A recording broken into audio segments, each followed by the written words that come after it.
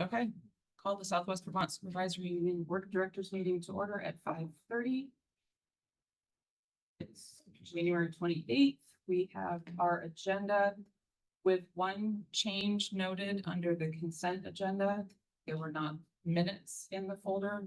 So when we get to that, we just need to remove the minutes from the consent agenda. I think everything else is as presented, which the first item is public comments. Seeing as we have no public. Summary. Do we have anyone online with comments? No, okay. Then on to the consent agenda, which as noted would be the warrants, retirements, resignations, nominations, minus the minutes. Make a motion to move that? Second. Okay. Any discussion? If none, all those in favor of approving the consent agenda? Aye.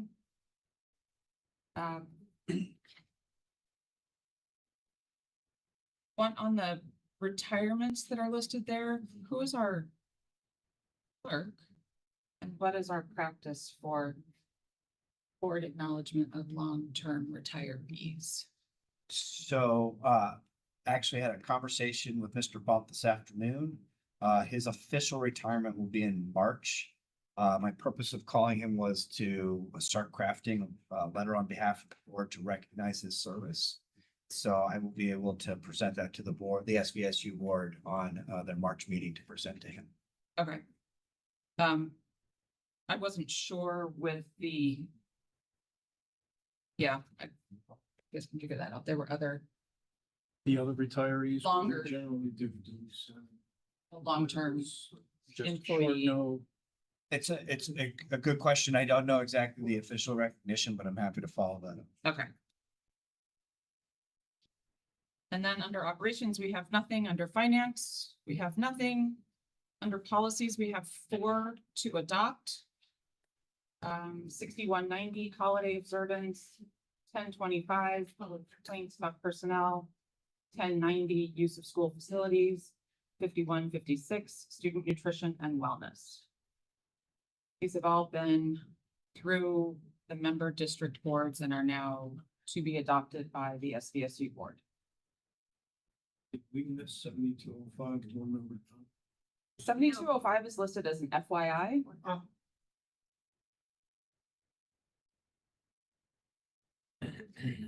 So since they are all to be adopted, if we could have a motion to accept and adopt all 6190, 1025, 1091, and 5156. I'll make that motion. I'll second. Okay, motion and a second. Any discussion on those 4 policies? If not, all those in favor? Aye. Aye. Any opposed? I'm not opposed. I was just waiting. Okay. Superintendent's report. We're gonna do this quick.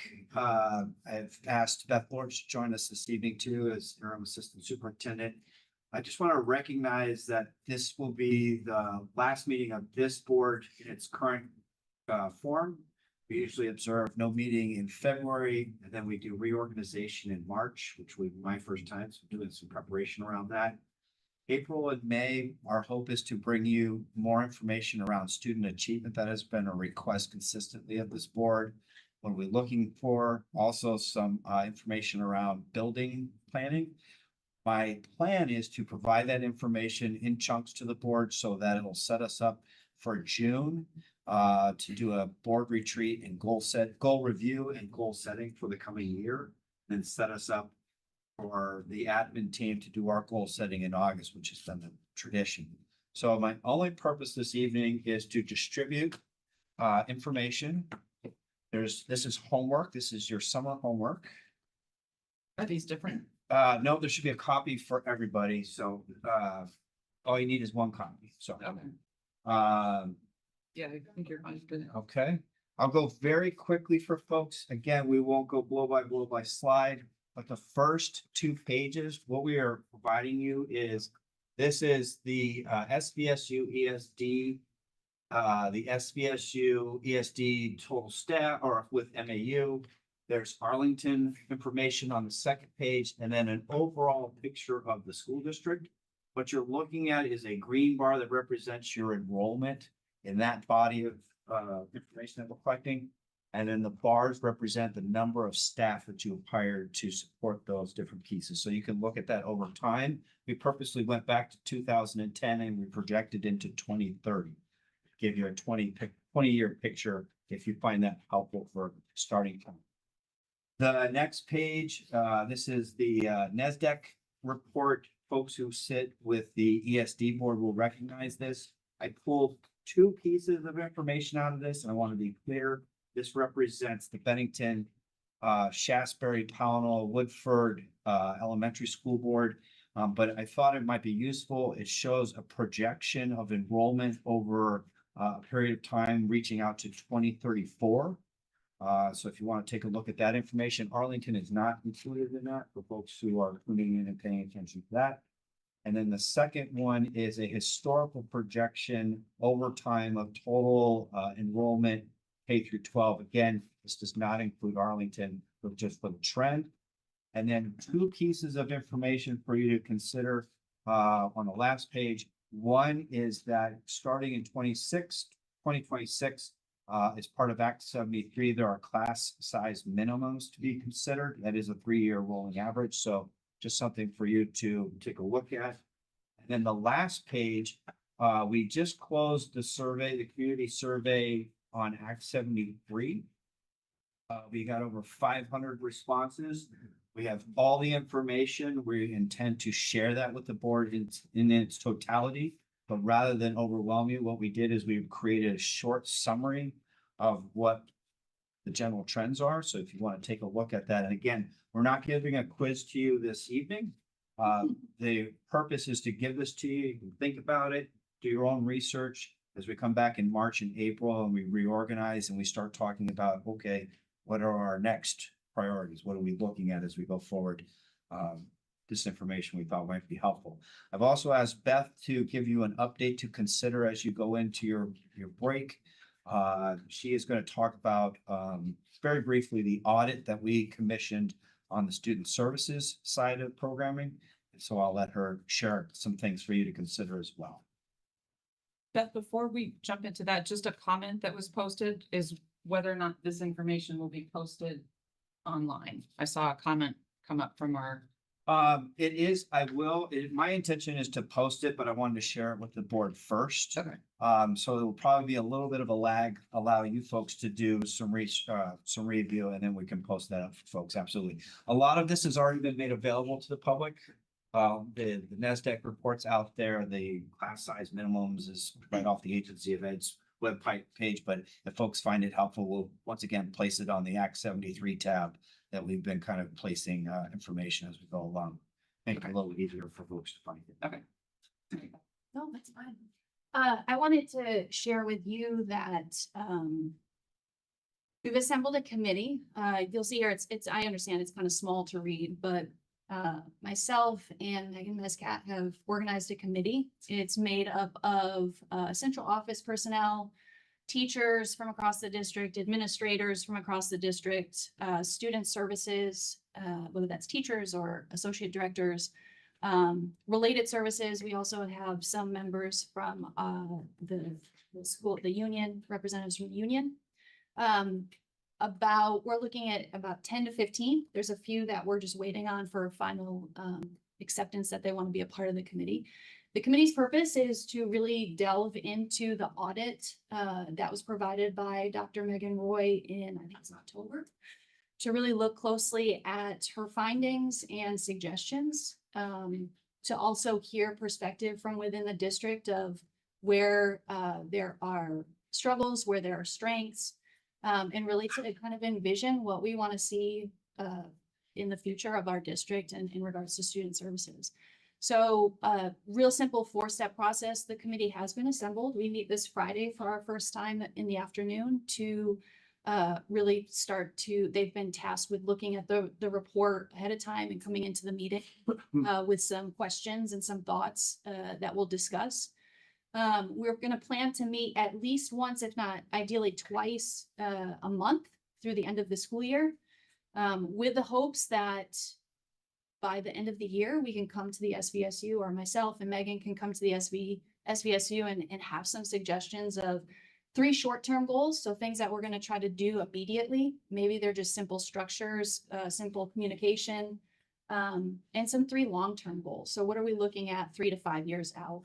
The report is very clear about some of the strengths that we have and some of the things that we need to start to think about as we start making some really difficult decisions or some challenging decisions about budgets and the structure of the SVSU. So my goal would be to share those out, probably May, June, where you have a better idea of where we're at with what we would envision, the future of student services to look like. I also really wanted to highlight that the goal of this committee is that it's not to place blame. It's not to look at, all the ways that we've been doing things wrong. It's really to envision a promising future that helps to meet the needs while we also look at what resources we have available and how we want to rearrange those. The last thing I just want to point out is this is one of the, let me go forward one. This is one of the charts where you can see the green represents that it is within state level. So the state of Vermont, we're aligned with those. You can see the state across the top, the percentages there. So green means we are, close to that. The yellow means that we are more than 10% outside of that or beyond it. And then the pink means that we are more than 30% beyond that. So we're significantly outside of the state levels.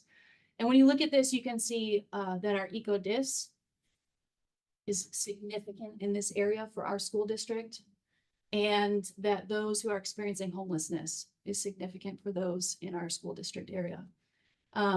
We also, in special education, the Dr. Roy points out that we are close to what Vermont is in terms of those who receive special education services, but it is far above what the national average is. And we heard that from her earlier this school year as well. So I keep this in mind because we do spend a lot of money, outsourcing our resources for special education services. And the purpose of this committee is to really look at the resources that we already have and how we could maybe reorganize or clarify the expectations of that to make us, meet the needs of our kids here in the Bennington area. So this is just a stark reality to me of what is walking through our doors every day and the challenges that we have that come with that. So wanted to just kind of keep you updated about where this committee is and the purpose and where we're going from here. Thank you. Is that report available to board members? If you wanted if there was a time where you wanted to share that to board members. The report, I would like to share that when we reorganize and bring back, let the committee get a few steps ahead of us. So in case we have questions and we want more information, we could give them some pointed directions from that. It's a long time. Wait, June? In March. Oh, I'm sorry, in March. Yep, Okay, yep, thank you. That's Yep, wonderful. absolutely. That table that you just shared, I didn't see it in the packet, but I would love to look at it in more depth. Can that be shared? Yeah, as part of, it's a public meeting, so I'll talk to Beth and we'll make sure that we make that available to board members and the public. Thanks, Beth.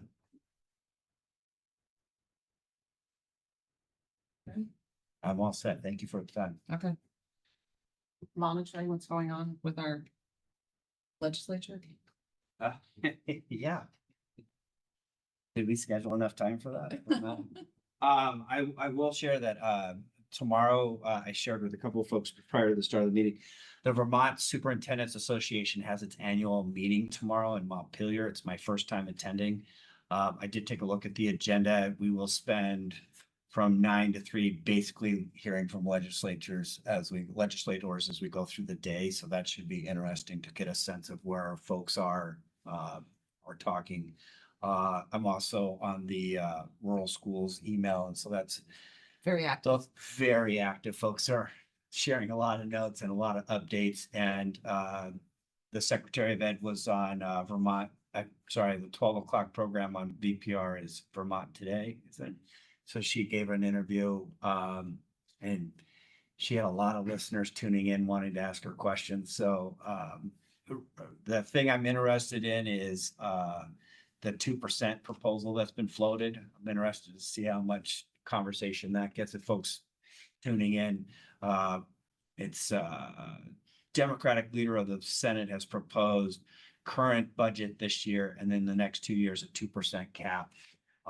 That definitely sparked some conversation, and I'm interested to see where that goes tomorrow when we meet as a group. So I'm happy to report that out when I come back. Is that 2%? How is that structured, 2%? In my basic understanding is Total dollars expended from the state ed fund, it'd be 2% over what you passed as general education. Yeah. Gee, your school budget as proposed to the voters could rise 2% over each year. That was my understanding. And maybe a simpleton's understanding, so I could stand to be corrected, but that was the conversation starter. Well, I think in terms of the general state support grant, because that's the money that the state provides to us as a district. So is that a 2% increase there? Your total budget may increase a little more if you have, say, a large surplus. We may get some more details tomorrow. Okay. Or is it 2% in tax rates? Well, that was one of the things that I did see is on what budget line item would the 2% be assigned? Is it your local spend or is it your education spend after all of the permutations and calculations?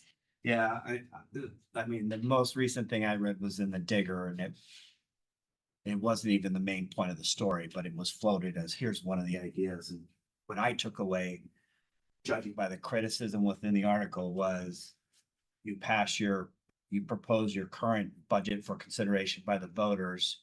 What they approve, you can raise that 2% the next year and the next year. The reason that had feedback was folks were like, well, you're not encouraging people to spend frugally. They're going to inflate their expenditures. And who knows if that's true. You're going to inflate expenditures this year to build a cushion on which to build 2%. So I assumed it was, to Ray's point, I thought it was the ask from the community. So we will see. I imagine I have no doubt that will rise in the conversation tomorrow among superintendents. They're a feisty group already, so. Yeah, if your budget has gone down this year's, my opinion is slightly, if the next year we're limited to 2%, that may be a problem, because I know that one of the reasons why we get a decrease is that we have a large surplus coming from the 24, FY24. So they'll have to figure out a way of not penalizing districts that had a decrease because of that reason, as opposed to I'll leave it at that. I would think that they have to really be thinking in terms of the general state support plan, because that's the money that comes from to the district. I would think that's where we want to control upward increase, upward pressure. But I haven't read the legislation, so exactly, and of course it will change by the time you get around to adopting it. One of the emails that I saw from within the rural schools group was a concern about the Agency of Education's capacity to handle any additional changes. Yep. And one of the comments related to just the accuracy of the data that's been coming out of there currently. And the struggle that that's put on, the burden that that's put on local districts and trying to figure out their budgets when the data that they're getting is inaccurate. A very good example is that the CLA for 2 of our communities has been updated within the last day. And at this point, Renee has kind of given up on giving it versions. It just kind of continually updates. So it's in an effort to be transparent and honest with your communities. It's hard when that number keeps getting revised. It's not a Right. lot, but it's still a revision from what you put on paper and said to folks that you were going to have as part of the formula. Right. But that's been true for a long time now, since the CLA was introduced. That your estimate of what your tax rate is going to be is subject to change. Because the legislature, CLA may adjust again, and the legislature may change the yield. Or the governor may throw more money into buying tax rates. And trying to anticipate his proposal right now is at 110 million. What that would do to your tax rate, folks can estimate it. It might cut it in half. But buying down, it's not a long term. So it affects the tax yield, unless you know the tax yield, I don't know how you calculate that. So. Exactly. So, I mean, folks are, basing it on past. And again, we've been pretty consistent in this district talking about buy down is not a long-term strategy. So, there's a time frame on that. One other opportunity, the select board in Pownell tomorrow night has its meeting, 6:00 start time, and they have invited a number of representatives. So if you're a resident of Pownell and you'd like to ask them some pointed questions, education is one of the topics. You can, they do have a Zoom link. It was in the paper today. So, and I'm sorry, I did not bring that with me, but if you're a resident and you want an opportunity, there was a number of senators, a number of representatives on that list. So it could be an informative meeting, or at least an opportunity to give them feedback.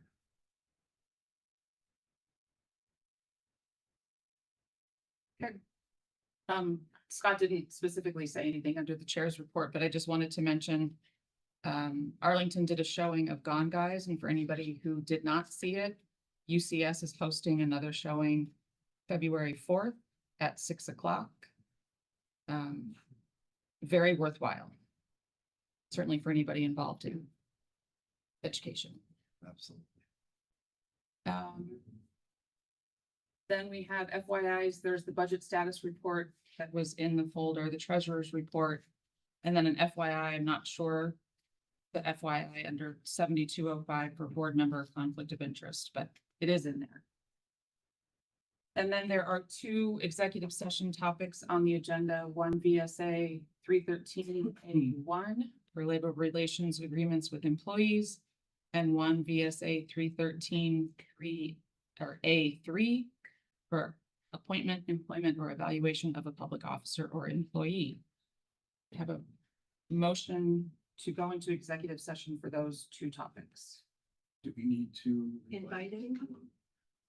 For the first one, we need Nick and, Actually, you need Nick for both of them. okay, we need Nick for both of them. Superintendent Payne too. Sorry. Yes. I don't know. Yes, that would be helpful. Okay. So a motion to go into executive session, bringing in Director of HR and our superintendent. I'll make the motion. I'll second it. Oh, Nick, Elaine, sorry. Yes. I have one other request. Elaine Pickney is on the screen. She is my mentor.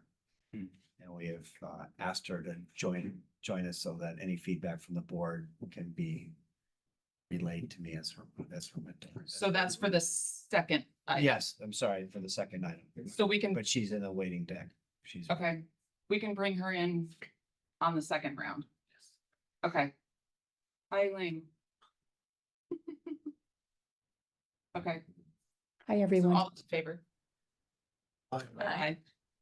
Any opposed? Great. I'll place everybody in the waiting room, including you, Elaine, and then we'll grab you out for the second part. Okay. Perfect.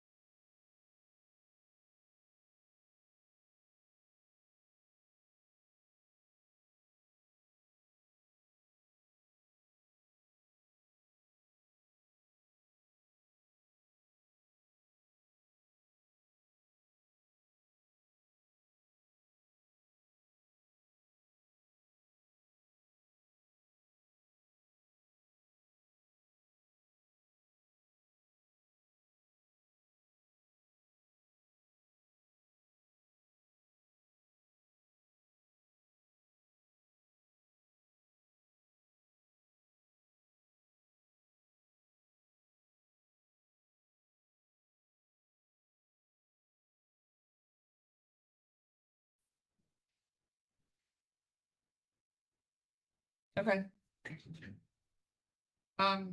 So it's 7:04 coming out of executive session. I was gonna say that. Oh, sorry. So sorry. Second. Okay. Yeah. Any discussion? All those in favor? Aye. Aye. So now being out of executive session, on the first item, one VSA 313A1, there is no action being taken by the board. On the second item, one VSA 313A3, the board, the SVSU board has completed the superintendent's evaluation. We had a very thorough process using the rubric provided by the VSBA. Superintendent has received the evaluation feedback, and we have completed the process for this first round. No further action to be taken. Motion to adjourn. Great. All those in favor? Aye. Adjourned. Renee will kill me.